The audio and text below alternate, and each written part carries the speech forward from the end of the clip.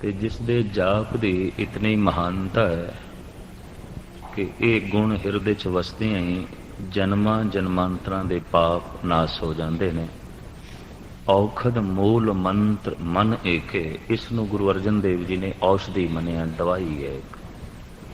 ਇਹ ਇੱਕ ਔਸ਼ਧੀ ਹੈ, ਇਹ ਇੱਕ ਦਵਾਈ ਹੈ। ਔਖਦ ਮੂਲ ਮੰਤਰ ਮਨ ਏਕੇ, ਜੇਕਰ ਦ੍ਰਿੜ ਚਿਤ ਕੀਜੇ ਰੇ, ਜਨਮ ਜਨਮ ਕੇ ਪਾਪ ਕਰਮ ਕਾ ਕਾਟਨ ਹਾਰਾ ਲੀਜੇ ਰੇ। ਭਟਕਣਾ ਬਹੁਤ ਲੰਬੀ ਹੈ, ਸੰਸਕਾਰ ਪਤਤ ਬਹੁਤ ਪੁਰਾਣੇ ਨੇ। ਸਾਹਿਬ ਕਹਿੰਦੇ ਨੇ ਮੂਲ ਮੰਤਰ ਉਸ ਦਾ ਇਲਾਜ ਹੈ, ਮੂਲ ਮੰਤਰ ਉਸ ਦੀ ਔਸ਼ਧੀ ਹੈ। ਆਦਿ ਕਾਲ ਤੋਂ ਗੁਰੂ ਘਰਾਣੇ ਵਿੱਚ ਪੁਰਾਣੇ ਅਭਿਆਸੀ ਪਹਿਲੇ ਮੂਲ ਮੰਤਰ ਜਪਦੇ ਰਹੇ ਨੇ, ਫਿਰ ਗੁਰ ਮੰਤਰ, ਫਿਰ ਨਿਤਨੇਮ ਕਰਦੇ ਨੇ। ਹੁਣ ਕਥਾ ਕੀਰਤਨ ਤੇ ਲੋਕੀ ਸੁਣ ਲੈਂਦੇ ਨੇ, ਥੋੜਾ ਬਹੁਤ ਨਿਤਨੇਮ ਵੀ ਕਰ ਲੈਂਦੇ ਨੇ। ਨਾ ਮੂਲ ਮੰਤਰ ਦਾ ਜਾਪ ਹੈ ਤੇ ਨਾ ਹੀ ਗੁਰ ਮੰਤਰ ਦਾ ਜਾਪ ਹੈ। ਹਾਲਾਂਕਿ ਰਹਿਤਨਾਮਾ ਜਿਹੜਾ ਗੁਰੂ ਗ੍ਰੰਥ ਸਾਹਿਬ ਜੀ ਮਹਾਰਾਜ ਦੇ ਵਿੱਚ ਦਰਜ ਹੈ ਉਹ ਵੀ ਇਹ ਹੈ ਕਿ ਗੁਰ ਸਤਿਗੁਰ ਕਾ ਜੋ ਸਿੱਖ ਆਖਾਏ, ਸੋ ਭਲ ਕੇ ਉਠ ਹਰ ਨਾਮ ਧਿਆਵੇ। ਉਹ ਉੱਠਦਿਆਂ ਹੀ ਪਹਿਲੇ ਨਾਮ ਸਿਮਰਨ ਕਰੇ। ਨਿਤਨੇਮ ਸਾਹਿਬਾਂ ਨੇ ਇਸੇ ਹੀ ਰਹਿਤਨਾਮੇ 'ਚ ਇਸ਼ਾਰਾ ਕਰ ਦਿੱਤਾ। ਫਿਰ ਚੜ੍ਹੇ ਦਿਵਸ ਗੁਰਬਾਣੀ ਗਾਵੇ, ਬਹਿੰਦਿਆਂ ਉੱਠਦਿਆਂ ਹਰ ਨਾਮ ਧਿਆਵੇ। ਬਾਣੀ ਦਾ ਪਾਠ ਨਿਤਨੇਮ ਬਾਅਦ ਵਿੱਚ ਕਰੇ, ਮੂਲ ਮੰਤਰ ਗੁਰ ਮੰਤਰ ਪਹਿਲੇ ਜਪੇ। ਇਹ ਜਾਪ ਹੈ ਨਹੀਂ। ਇਸ ਵਾਸਤੇ ਸਾਡੇ ਵਿੱਚ ਭਾਈ ਗੁਰਦਾਸ ਪੈਦਾ ਹੋਣੇ ਬੰਦ ਹੋ ਗਏ, ਭਾਈ ਮਨੀ ਸਿੰਘ ਜੈਸੀਆਂ ਮਹਾਨ ਮੂਰਤੀਆਂ ਪੈਦਾ ਹੋਣੀਆਂ ਬੰਦ ਹੋ ਗਈਆਂ। 30-35 ਸਾਲ ਪਿੱਛੇ ਵੀ ਜਿਹੜੇ ਕੁਝ ਥੋੜੇ ਜਿਹੇ ਅਭਿਆਸੀ ਪੁਰਸ਼ ਹੋਏ, ਜੈਸੇ ਕਿ ਬਾਬਾ ਅਤਰ ਸਿੰਘ ਮਸਤੂਆਣੇ ਵਾਲੇ, या बाबा करम सिंह होती मरदान वाले, या अकाली कौर सिंह, या बाबा सुंदर सिंह अली बेग वाले, या हरखोवाल दे महात्मा बाबा ज्वाला सिंह जी, ये पिछे कुछ 30-35 साल च होए।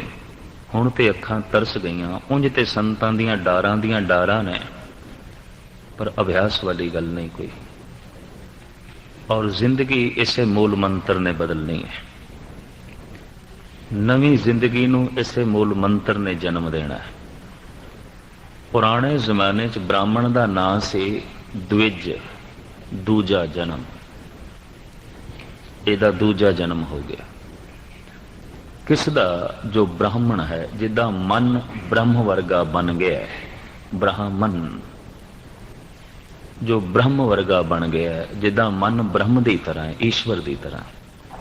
गुरु ग्रंथ साहब जी महाराज दे भी ब्राह्मण की तशरीह मौजूद है। ब्रह्म बिंदे से ब्राह्मणा, जो ब्रह्म का चिंतन करता है वह ब्राह्मण है। या कबीर कहते ने, कहो कबीर जो ब्रह्म विचारे, सो ब्राह्मण कहियत है हमारे। असी तो उन्होंने ब्राह्मण कहते हैं जिहदे कोल ब्रह्म दी विचार है। ते तुसी सिख किहनूं आखोगे? हू बहु यही गल है, सिखी सिखिया गुरु विचार। जे ब्रह्म दी विचार है तो ब्राह्मण है, ते जे गुरु दी विचार है तो सिख है, वरना कोई नहीं। जे ब्रह्म दी विचार कोई नहीं तो ब्राह्मण नहीं, जे गुरु दी विचार नहीं तो वह सिख नहीं। विचार दे आंदियां की आउंदा है? ब्राह्मण नूं आख्या गया दुज, इहदा दूजा जन्म हो गया, इनू नवी जिंदगी मिल गई। गुरु दे विचार दे आउंदियां तुसी यही कुछ नहीं रह जाओगे जो कुछ हो। सवाल ही नहीं पैदा होंदा। फिर ते विचार कुछ भी ना होए, जे विचार भी आ गए तो असी यही कुछ बने रहे नहीं, फिर असी ये कुछ नहीं हाँ। फिर साहब कहते हैं विचार दे आंदियां जन्म गुरु दे घर दे विच आउंदा है। सतगुर के जन्मे गवन मिटाया, फिर जन्म गुरु दे घर हो जाता है। हुण ते असीं माँ बाप दे घर जन्म लिया है, गुरु दे घर उदों जन्म होवेगा जब हिरदे च गुरु दी विचार वसेगी, मूल मंत्र दा जाप वसेगा। ਗੁਰਮੰਤਰ ਦਾ ਜਾਪ ਵਸੇਗਾ, ਫਿਰ ਜ਼ਿੰਦਗੀ ਦਾ, ਜਿਸ ਨਵੀਂ ਜ਼ਿੰਦਗੀ ਦਾ ਜਨਮ ਆਉਂਦਾ ਹੈ, ਉਹ ਕਥਨ ਕਹਿਣ ਤੋਂ ਪਰੇ ਹੈ। ਮਾਂ-ਬਾਪ ਦੇ ਘਰ ਜਨਮ ਲੈ ਕੇ ਬੰਦਾ ਜਨਮ ਤੇ ਮਰਨ ਤੋਂ ਬਚ ਨਹੀਂ ਸਕਦਾ, ਚੱਲਦਾ ਹੀ ਰਹੇਗਾ। ਕੋਈ ਮਾਂ ਜਨਮ ਦੇ ਕੇ ਇਹ ਦਾਵਾ ਨਹੀਂ ਕਰ ਸਕਦੀ ਕਿ ਇਸ ਦਾ ਹੁਣ ਹੋਰ ਜਨਮ ਨਹੀਂ ਹੋਵੇਗਾ, ਇਹ ਤਾਂ ਚੱਲਦਾ ਰਹੇਗਾ। ਇਹ ਤੇ ਜਮ ਜਮ ਮਰੇ, ਮਰੇ ਫਿਰ ਜੰਮੇ, ਬਹੁਤ ਸਜ਼ਾਏ ਪਿਆ ਦੇਸ ਲੰਮੇ। ਨਿਹੰਗ ਸਿੰਘ ਜੋ ਕਹਿੰਦੇ ਨੇ ਕਿ ਗੁਰੂ ਗੋਬਿੰਦ ਸਿੰਘ ਸਾਡੇ ਪਿਤਾ ਨੇ, ਅਸੀਂ ਜੋ ਕਹਿੰਦੇ ਹਾਂ ਗੁਰੂ ਨਾਨਕ ਦੇਵ ਜੀ ਸਾਡੇ ਪਿਤਾ ਨੇ, ਕਲਗੀਧਰ ਸਾਡੇ ਪਿਤਾ ਨੇ, ਦਰਅਸਲ ਉਹ ਸਾਡੇ ਸ਼ਬਦੀ ਪਿਤਾ ਨੇ, ਨਾਦੀ ਪਿਤਾ ਨੇ। ਦੋ ਤਰ੍ਹਾਂ ਦੀ ਸੰਤਾਨ ਮੰਨੀ ਜਾਂਦੀ ਹੈ, ਬਿੰਦੀ ਸੰਤਾਨ, ਨਾਦੀ ਸੰਤਾਨ। ਮਾਂ ਬਾਪ ਦੇ ਰਕਤ ਤੇ ਬਿੰਦ ਤੋਂ ਜੋ ਪੈਦਾ ਹੋਇਆ ਹੈ, ਉਹਨੂੰ ਕਹਿੰਦੇ ਨੇ ਬਿੰਦੀ ਪੁੱਤਰ। ਤੋ ਜੋ ਕਿਸੇ ਦੇ ਵਿਚਾਰਾਂ ਤੋਂ ਜਿਸ ਨੇ ਜਨਮ ਲਿਆ, ਸ਼ਬਦ ਤੋਂ ਜਿਸ ਦਾ ਜਨਮ ਹੋਇਆ, ਉਹਨੂੰ ਕਹਿੰਦੇ ਨੇ ਨਾਦੀ ਸੰਤਾਨ। ਅਸੀਂ ਗੁਰੂ ਦੇ ਨਾਦ ਤੋਂ ਪੈਦਾ ਹੋਏ ਹਾਂ, ਅਸੀਂ ਗੁਰੂ ਦੇ ਸ਼ਬਦ ਤੋਂ ਪੈਦਾ ਹੋਏ ਹਾਂ, ਫਿਰ ਸਿੱਖ ਹਾਂ। ਪਰ ਸਿੱਖ ਉਹ ਜਿਹੜਾ ਸ਼ਬਦ ਤੋਂ ਪੈਦਾ ਹੋਇਆ, ਮੈਂ ਫਿਰ ਅਰਜ਼ ਕਰ ਦਿਆਂ, ਨਹੀਂ ਤੇ ਕੋਈ ਸਿੱਖ ਨਹੀਂ ਹੈ। ਬ੍ਰਾਹਮਣ ਉਹ ਜਿਸ ਦਾ ਮਨ ਬ੍ਰਹਮ ਵਰਗਾ ਬਣ ਗਿਆ ਤੇ ਬ੍ਰਹਮ ਦਾ ਚਿੰਤਨ ਕਰਦਿਆਂ ਕਰਦਿਆਂ ਬ੍ਰਹਮ ਦਾ ਰੂਪ ਹੋ ਗਿਆ।